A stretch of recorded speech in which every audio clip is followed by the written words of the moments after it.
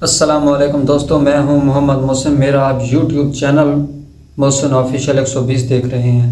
امید کرتا ہوں کہ آپ سب خیریت سے ہوں گے۔ میں آج ایک حیرت انگیز کہانی اور ایک دلچسپ سائنسی تحقیق ہے اس کے بارے میں آپ کو بتانا چاہتا ہوں۔ ویڈیو شروع کرنے سے پہلے میں ایک آپ سے سوال کروں گا، اس کا جواب آپ نے دینا ہے کمنٹ کے اندر، اور اس کا جواب میں بھی ویڈیو کے اینڈ میں دوں گا۔ وہ کون سا پرندہ ہے جو کہ 10 ماہ تک بغیر زمین پر اترے سفر کر سکتا ہے؟ انشاءاللہ میں اس کا جواب اینڈ میں دوں گا، آپ نے بھی کمنٹ سیکشن کے اندر جواب دینا ہے۔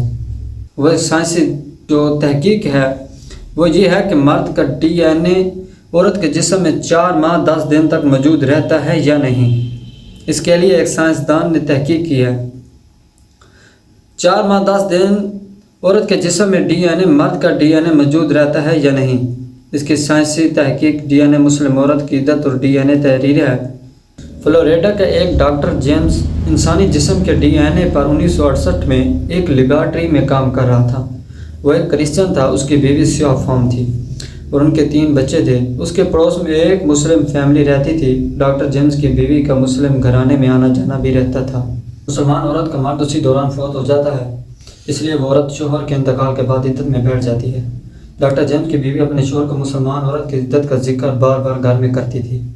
یہ کیسا مذہب ہے کہ جو عورت کو 4 ماہ 10 دن تک گھر میں قید رکھتا ہے؟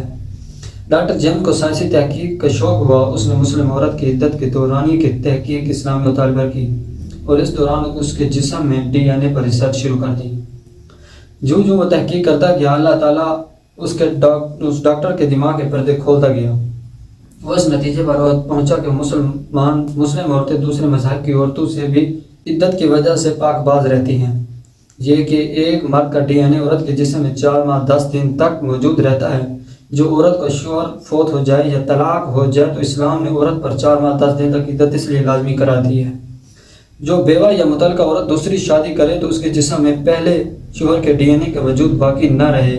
جو متعلقہ یا بیوہ عورت 4 ماہ 10 دن عدت کے اندر دوسرے مرد سے شادی کر لیتی ہے تو وہ پاک باز نہیں ہوتی، کیونکہ اس کے جسم میں پہلے شوہر کا ڈی این اے موجود ہوتا ہے، جو کہ عدت کے اندر شادی کرنے والی متعلقہ یا بے عورت کے دوسرے شوہر سے پیدا ہونے والی اولاد میں ٹرانسفر ہو جاتا ہے، جس کے اسلام میں انتہائی ممانعت بیان کی گئی ہے۔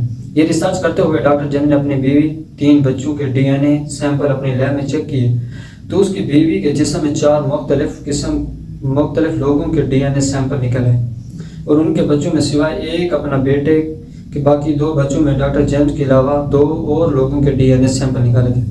ڈاکٹر جیمز نے اپنے ایک بیٹا جس میں فقط ڈاکٹر اور اس کی بیوی کا ڈی این اے موجود پایا گیا تھا، اس کو اپنے پاس رکھا اور بیوی کے ساتھ 2 بچوں کو چھوڑ کر مسلمان ہو گیا اور کینیڈا جا کر ایک مسلم عورت سے شادی کر لی۔ ڈاکٹر جیمز عیسائی مذہب چھوڑ کر اسلام کے دائرہ میں داخل ہو گیا۔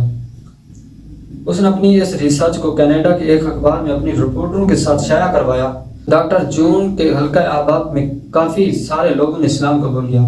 یورا میں ڈی این اے پر سائنسی تحقیق 1960 کے عشرے میں شروع کی گئی تھی، جبکہ مذہب اسلام میں صدیوں پہلے عدت کے بنا پر ہر انسانی ڈی این اے کی طرف اشارہ دیا گیا ہے۔ یہ قرآن کی آیت ہے، فَبِأَيِّ آلَاءِ رَبِّكُمَا تُكَذِّبَانِ، تو تم اپنے پروردگار کی کون کون سی نعمتوں کو جھٹلاؤ گے۔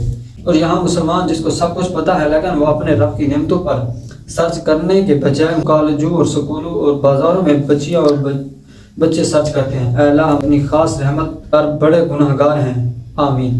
جو میں نے آپ سے پہلے سوال کیا ہے کہ وہ کون سا پرندہ ہے جو 10 ماہ تک بغیر زمین پر اترے اپنا سفر کر سکتا ہے، وہ پرندہ ابابیل ہے، جس کا قرآن میں بھی ذکر کیا گیا ہے۔ اگر یہ ویڈیو آپ کو پسند آئی ہو تو میرے چینل کو سبسکرائب کر دیں، بیل آئیکن کو بھی دبا دیں تاکہ آنے والی تمام ویڈیو آپ تک پہنچ سکیں۔ شکریہ، اللہ آپ کو سلامت رکھے، خدا حافظ۔